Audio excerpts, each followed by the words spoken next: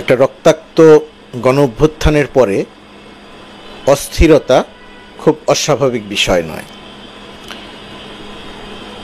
কিন্তু যে সময়টা ক্রমান্বয়ে অস্থিরতাটা কেটে যাওয়ার কথা, সেই জায়গাটিতে অস্থিরতাটা কাটছে না, বরং ভিন্ন ভিন্ন রূপে ভিন্ন ভিন্ন মাত্রায় সেটা দৃশ্যমান হচ্ছে।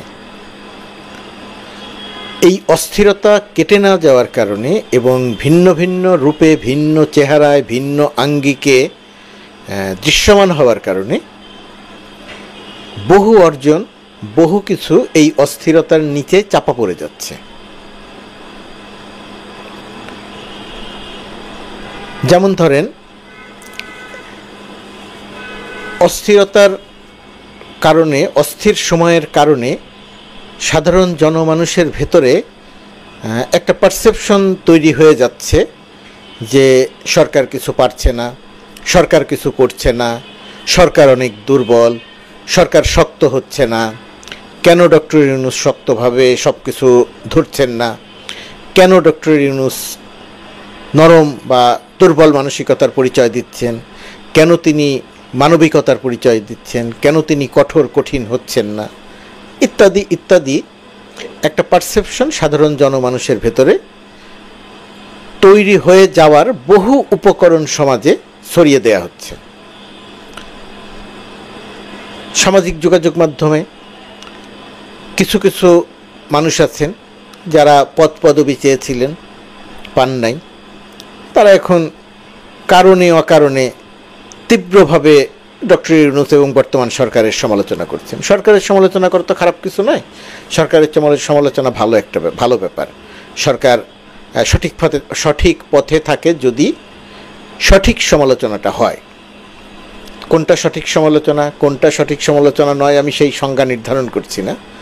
আমি শুধু বলছি যে বিশেষ উদ্দেশ্য নিয়ে যে সমালোচনা, যেমন এই যেটা বললাম, ডক্টর ইউনূস পারছেন না, ডক্টর ইউনূস কেন সবল হচ্ছেন না, ইত্যাদি ইত্যাদি আলোচনা। তো এই আলোচনাগুলোর কারণে যেটা হচ্ছে, সোশ্যাল মিডিয়া এই পাবলিকের পারসেপশনের ভেতরে এই জিনিসটা ঢুকে যাচ্ছে। আর যে সমস্ত ইতিবাচক দিক আছে, সেই ইতিবাচক দিকগুলো এই পারছে না, দুর্বল, পারবে না, দেশ চালাতে পারে না, ইত্যাদি ইত্যাদি পারসেপশনের কারণে ইতিবাচক দিকগুলো চাপা পড়ে যাচ্ছে। এমন না যে আমি চাইছি যে ইতিবাচক দিকগুলো আলোচনা হোক, সবাই সরকারের শুধু প্রশংসা করুক, ডক্টর ইউনূসের শেখ হাসিনাকে যেমন তেল মারা হতো ডক্টর ইউনূসকে সেভাবে তেল মারা হোক, সেটা চাচ্ছি না বা সেটার কথা বলছিও না। আমি শুধু বলছি যে বাস্তব পরিস্থিতিটা এই অস্থিরতার কারণে অনেকটা চাপা পড়ে যাচ্ছে। যেমন ধরেন, সরকার যখন প্রথম দায়িত্বে আসলো, দুটি বিষয় সাধারণ মানুষের ভেতরে একটা তীব্র প্রতিক্রিয়া তৈরি হলো।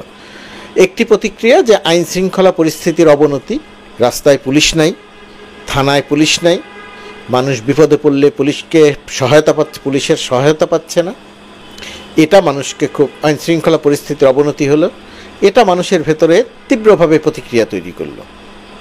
আরেকটা প্রতিক্রিয়া তৈরি করলো, জিনিসপত্রের দাম বেড়ে গেল।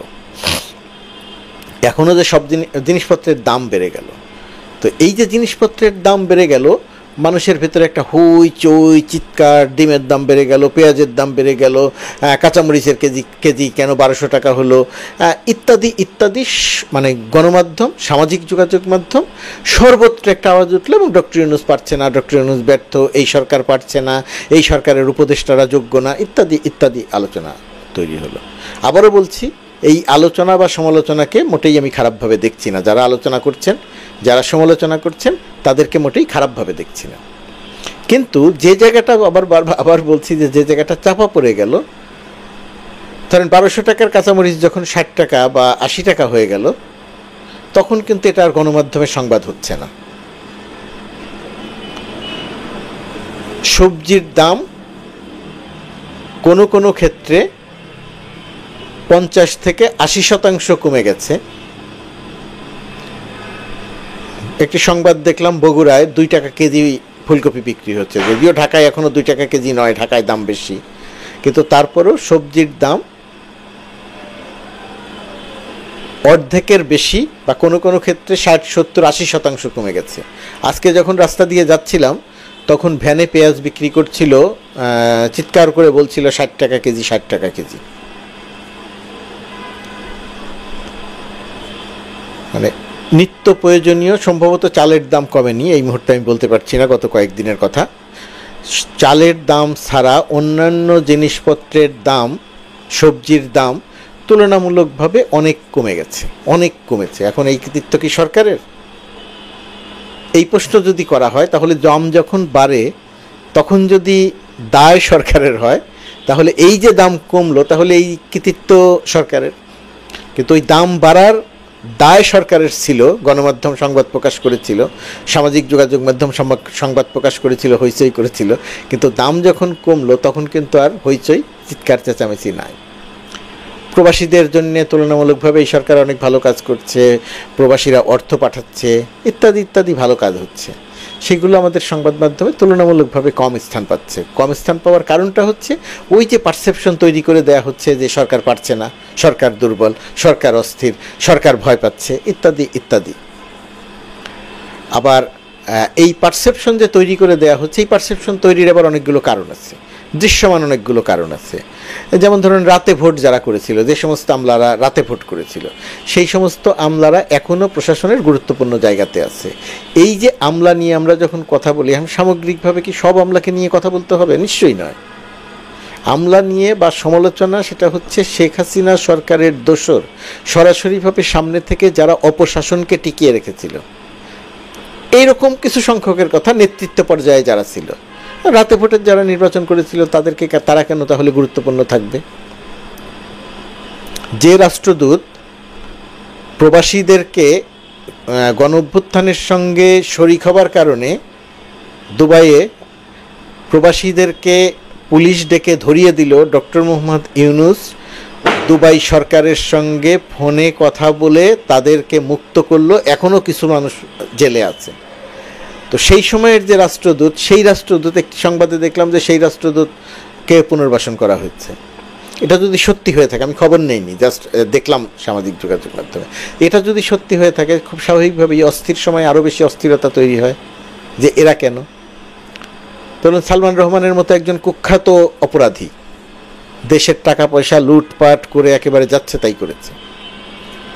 আনিসুল হকের মতো একজন মানে আইনমন্ত্রী হিসেবে বেআইনের লোক, দুর্নীতির লোক, সেই আনিসুল হক এবং সালমান রহমানকে পুলিশ তদন্ত করে মামলা থেকে তাদেরকে বাদ দিয়ে চার্জশিট দেওয়ার উদ্যোগ নিল। সেই জায়গাটিতে যে ক্ষিপ্ততা, যে গুরুত্ব দিয়ে অপরাধী পুলিশের বিরুদ্ধে ব্যবস্থা নেওয়া দরকার ছিল, সাধারণ মানুষ সেটা দেখেনি। একজন নারী পুলিশ কর্মকর্তার কথা সামনে এসেছে এবং তাকে সাময়িকভাবে বহিষ্কার করা হচ্ছে, আর একজন এসআইকে সাময়িকভাবে বহিষ্কার করা হচ্ছে। তো সাময়িকভাবে বহিষ্কার, এটা সাধারণ মানুষের পারসেপশনে কোনো শাস্তি নয়। তো এটা যখন হয় তখন ওই যে সরকার দুর্বল, এরকম একটা পারসেপশন মানুষের ভেতরে তৈরি হয়ে যায়। এখন এই পারসেপশনটা কাটানোর দায়িত্বটা সরকারের। ভুল পারসেপশনও অনেক সময় স্থায়ী হয়ে যায়, কিন্তু পারসেপশনটা কাটানোর দায়িত্বটা হয় সরকারের। কিন্তু সেই জায়গাটিতে আমরা ওই পরিমাণ উদ্যোগ দেশের মানুষ দেখছে না, যেটা দেশের মানুষ দেখতে চায়। তো ইতিবাচক দিকগুলোর মধ্যে ধরেন শুরু থেকেই একেবারে খুব বড়োভাবে যেটা সামনে আসলো, এই সরকার যেদিন থেকে দায়িত্ব নিল সেই দিন থেকে ব্যাংক থেকে টাকা লুটপাট বন্ধ হয়ে গেল। এই সরকার যেদিন থেকে দায়িত্ব নিল সেই দিন থেকে ব্যাংক থেকে ওই যে খেলাপি ঋণ আলারা টাকা পাচার করতে পারলো না, টাকা পাচার বন্ধ হয়ে গেল। এত বড় কাজ সরকার করলো, কিন্তু এই দিকগুলো অত বেশি আলোচনায় আসে না যত বেশি সরকার বা অস্থির সময়ের আলোচনাটা আসে।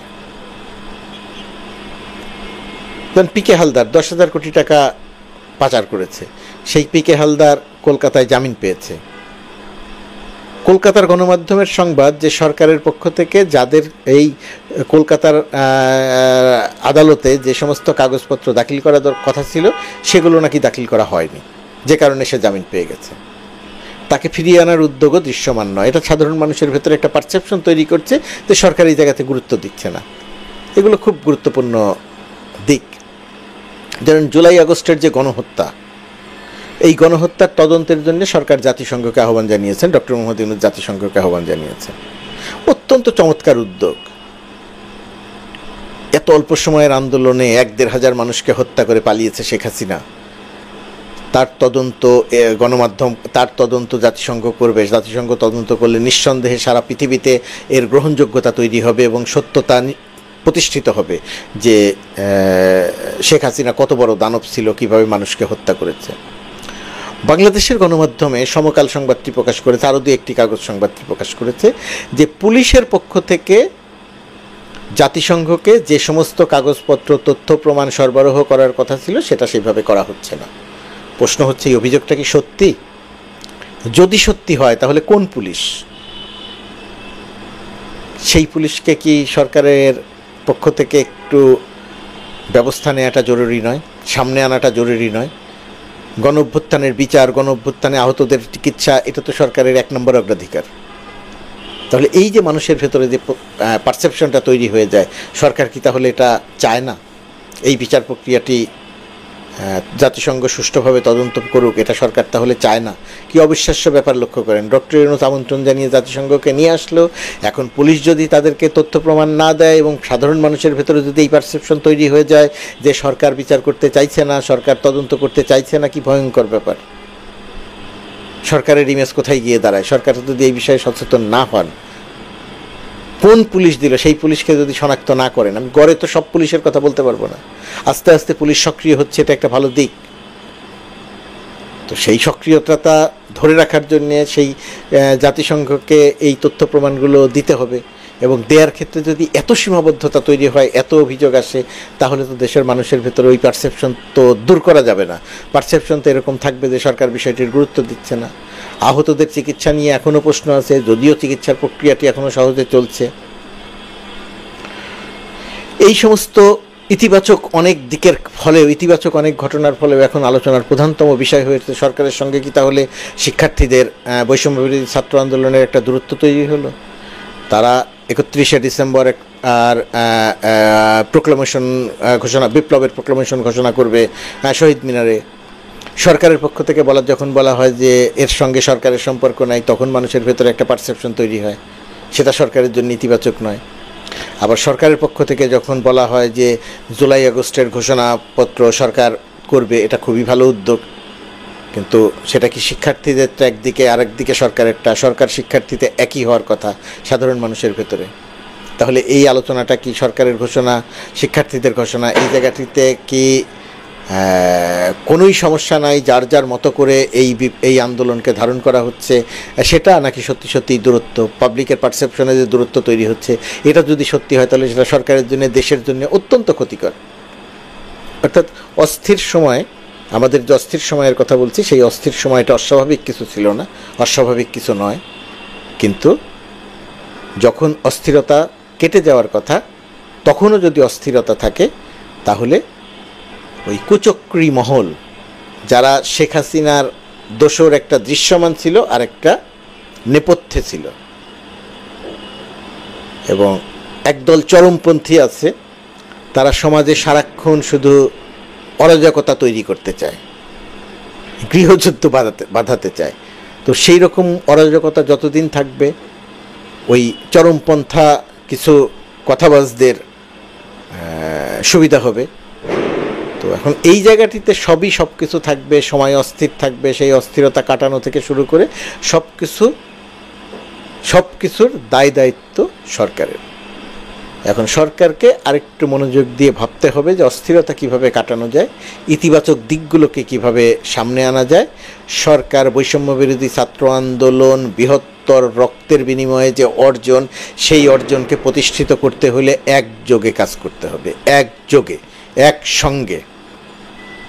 বৈষম্য বিরোধী অবস্থান থাকতে হবে, নিজেদের মধ্যে কোনোভাবেই বৈষম্য নিয়ে আসা যাবে না। যদি কোনো কারণে চলে আসে, সেটাকে দূর করতে হবে। আমার ধারণা যে অস্থিরতা আছে, শিক্ষার্থীদের শহীদ মিনারের ঘোষণাকে কেন্দ্র করে একটা অস্থিরতা আছে, আমার ধারণা এটা কাগজে কলমের অস্থিরতা, সেই অস্থিরতা আসলে স্থায়ী হবে না। সরকারের ঘোষণা, সেটাও শিক্ষার্থীদের সঙ্গে সাংঘর্ষিক হবে না। সব কিছু মিলিয়ে বিশাল যে অর্জন, রক্তের বিনিময়ে যে অর্জন, সেই অর্জন ব্যর্থ হবে এরকম কোনো কিছু আমরা কেউ করব না। নিশ্চয়ই